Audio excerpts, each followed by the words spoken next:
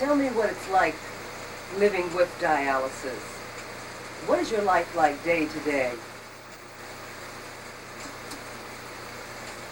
Thoughts come to my mind that I'm going to be on dialysis for the rest of my life. I'm thankful for it because there's no way that I would be living. In other words, the thought came to me that I'm on life support. The process is I weigh before and after, and that's to keep in check of my dry weight. And I have a limit of how much I can take off. Sometimes I do 4, but right now I can take off 3.5. And a half is for saline, to account for that. And I'm down. I was in the 70s, but now I'm in the 60s. And it's very confining. I do, as I said before, I'm on dialysis 3 days a week, Sundays, Tuesdays, and Thursdays for 4 hours. And sometimes I don't want to do it, but I know that I have to do it. And if something comes up, say the machine breaks down, or Deborah, my technician for me, I have to go into the center, which as a plus, at least I have an alternative to do.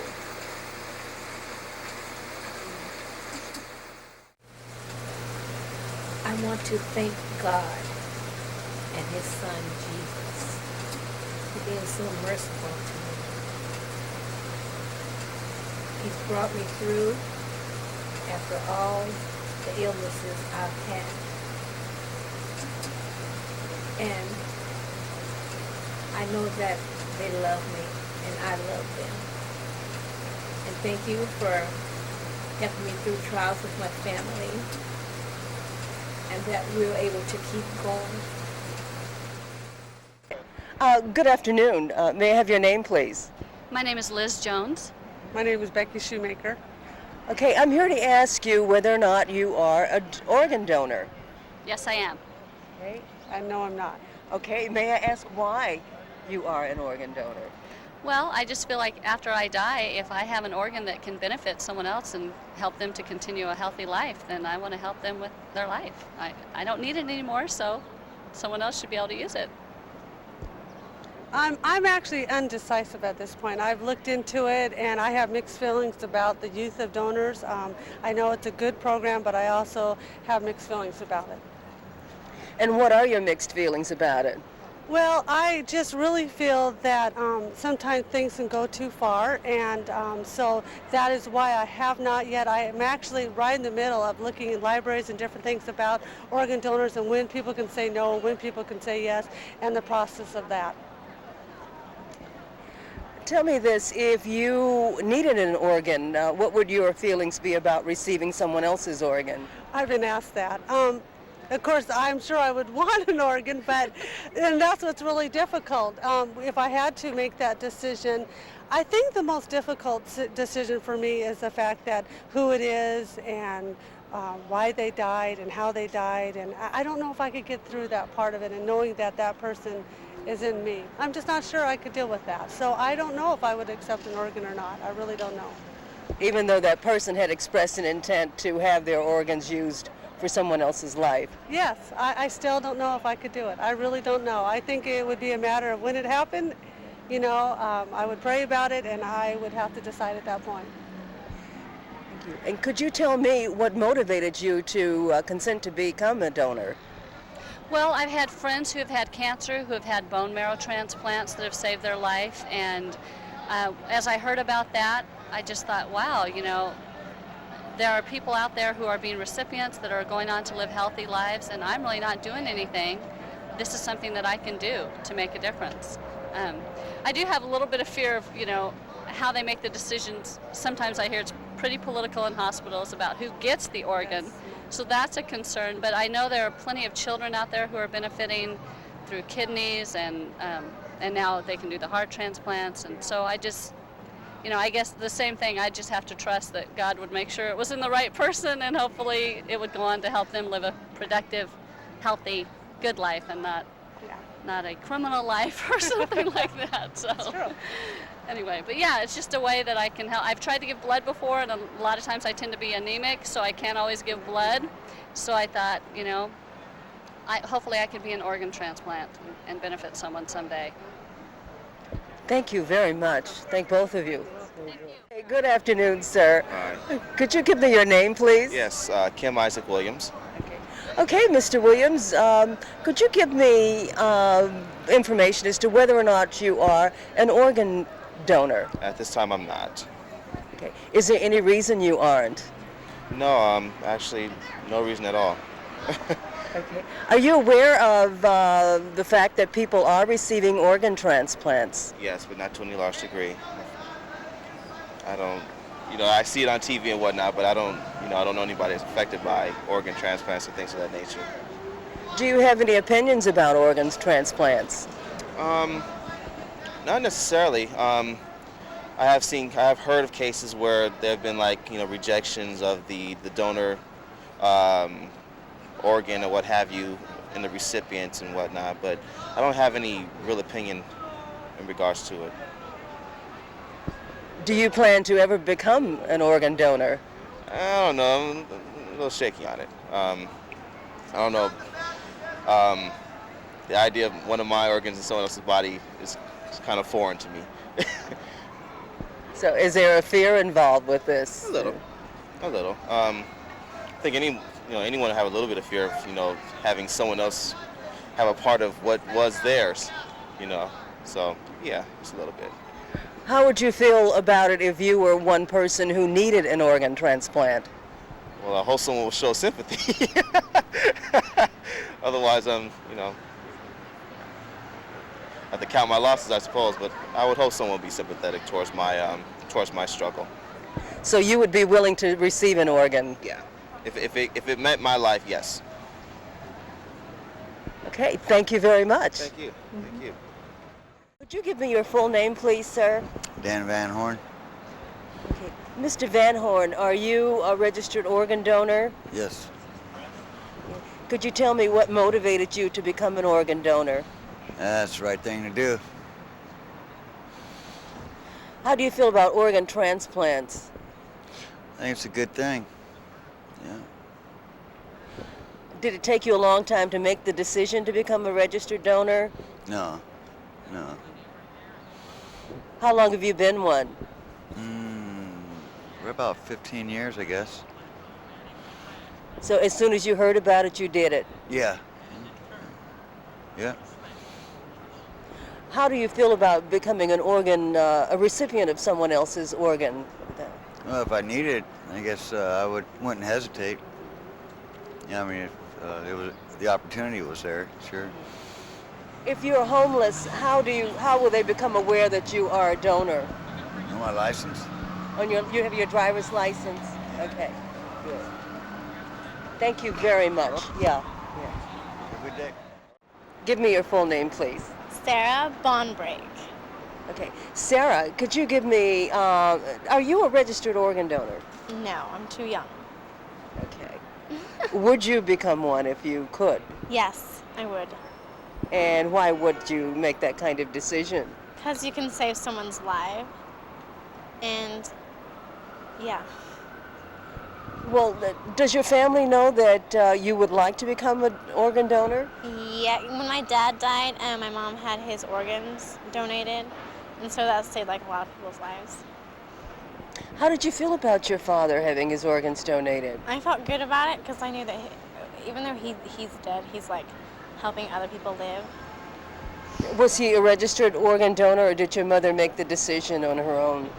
I think my mother made the decision. And how do you feel about becoming, if you could, to become someone who received an organ transplant? I would be so grateful that someone would actually take something out of their own body to give it to me, save my life. What led to your decision to become your mother's caretaker? Oh, shoot. Let's see. 2 years ago, I had my own apartment. and my mother and I, being born on her birthday, we're not really that close. And well, she was in need of care, and I volunteered. I said, well, shoot, I'll do it. And plus, it allowed me to save money. I always wanted a house. And since I'm not able to build a house at this moment, which I do in a glass house, I decided, well, I need to save money. So I'll move back in with Mom, not knowing exactly what God had in store for me, which was to be still and to learn to be patient. And what's coming up now is the donation of my kidney for my mother. So being a caregiver, it was already planned. I'm just glad I listened to my Holy Spirit to be guided here. I'm donating my kidney to my mother because she needs it, first of all. And second of all, it's for me. She's given me and my 2 older sisters and a younger 6-foot brother all of her life. No one was around when she gave birth to all 4 of us kids. She did it all by herself. She raised us 4. And it's just time for me, I believe, to give back. And I have given her a lot of material things. I even tried to give her my heart, but that wasn't good. So I started giving her material things, and then that doesn't work out too well. So I said, well, you know what, I'm getting tired because I cannot live her life for her anymore, and I cannot be the man in her life or whatever I think she needs, the void in her life, because it's not my job, although I always thought it was. So then, you know, it got to the point where me moving in with her and hearing her pain at the room at the end of the hall, which is where she has her pain, I really got discouraged and tired and angry and frustrated. And I said, you know what is the problem? What do you need? And, she needed a kidney. Being on the dialysis machine, I mean, come on. I mean, that was self-explanatory, right? Wrong, because we had no communication. Therefore, there was no understanding, no realization. So me being humbling myself before God, I allowed Him to tell me what I needed to see, because I wasn't listening. So I said, well then shoot, I'll just give you my kidney then. And she goes, no. And I said, look, man, we go through all these battles of what you need and whatever I can get for you. I mean, it's never good enough. I said, I'm tired. You know, I need to make peace with this. In our relationship, we need to start one. And one way to do that is to give back what you give me, because I can't keep it. It's not mine. Anyway, so how this came about was she needed a kidney, so here I am. And I knew I was the one to give it to her. I mean, shoot, I just know. So I'm able to give it to her, and I'm giving it to her on the 10th of this month, 12th day, 99th year, and the time should be 6 a.m. at Virginia Mason Hospital, located at 1100 9th Avenue South. When you are a caregiver, you become aware of every sign of discomfort that the person is experiencing. Sometimes I can almost anticipate how my mom is going to react to something before it happens. I don't like to see anything suffer. I don't even like my animals to suffer. I guess with a person like me, you can imagine how it is for me to see my mother suffer and continues to suffer no matter what I do to make her situation as comfortable as possible. It's especially difficult at night when I can hear my mother in the room at the end of the hall, hearing her moaning and having difficulty with breathing throughout the night. Bye. Here we go. All right. Bye. Oh, bye. Here we go. You should have showed a leg. Oh, girl, hey. Wait to see my scar, my catheter. You're going, okay. Okay. You want to say a few words to the camera? Thank God. Where's my mom? Where's my animals? Kennel. I gotta call her. All right. Well, she made it through surgery. The doctor said she's so tiny, it only took 2 hours to take it out. Really? Yes. I want to see what it looked like. You guys take a picture? No, it can go in there. Oh, yeah. I'm not sure. Y'all could have been. Unfortunately, we're waiting for Mom to get out of surgery. She's been in for quite a while now. So hopefully they'll be calling any minute to let us know that she's okay. I'll get it. Good morning. Good morning. I guess I Yes? didn't know the words. This is a sister and a daughter of My Watley. doctor. Has he been here sleeping? Oh, yes, uh-huh. I have no pain. What's my mother's middle initial? J. Oh, is she okay? Is she out? Okay. Okay, do you know how much longer it's going to be, son? Good. Okay, thanks. Where's she at? She's still in the surgery room. She'll be out in about, she didn't say, she just said soon. So they'll be moving to recovery really soon here. So it sounds like it all went well. I hope. When they were putting Mom under, Paula, Mom was laying down on the bed, and I see the anesthesiologist push the plunger a little bit so to put the medicine through. And Mom just laying there, and Mom's like, well, when are you gonna put me under? She goes, oh, it's already starting. She goes, oh, it is? She goes, I didn't see you stick a needle in my arm. I said, well, Mom, there's a little plunger at the top of your bed. They're just slowly pushing medicine in. She goes, oh, there is? Okay. She said, well, I still don't feel nothing. I said, well, are you sure? You should be feeling something. I don't feel nothing. I don't feel a thing. I don't feel anything. And then she just, like, drifted. It was so cute. I'm not giving it. You can tell she's never been in the hospital. She doesn't know anything about medical terms whatsoever. And another time was I was at So the I'm really glad that she was a trooper. Torchlight Parade, right? It's a major thing. And I had bought this brand new pumps. Girl, Major. please. She doesn't even know it. It was so cool, right? That's what makes it so. And I was walking across the street. It was so crowded, you know, That's what Torchlight. makes it so nice. She Then doesn't even know what the implications I are. walked across the Not really. street and wiped out right Actually, it on the makes it curb. sincere. That's what it is. And I fell flat on my face. And I said, okay, this is cool. I got up, dust myself off, and kept strutting. I said, clean. Isn't that something?